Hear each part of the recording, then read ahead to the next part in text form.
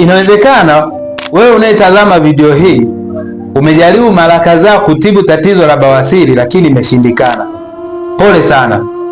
Nimekuandalia programu ambayo inaweza ikakusaidia ndani ya wiki 2 tu, namna ambavyo unaweza kutibu tatizo lako la bawasiri kwa chakula ambacho unakila, namna ambavyo unaweza kutibu tatizo hili au kuliepuka tatizo la bawasiri na matatizo mengine yote ya mmeng'enyo wa chakula kama choo kigumu, vidonda vya tumbo kujaa gesi na kadhalika. Lakini pia ndani ya programu hii, baada ya programu, nitakuacha huru wewe kuweza kuwasaidia na watu wengine ambao wana tatizo hili kwa muda mrefu na wamekosa matibabu ya msingi ya kuweza kuwasaidia.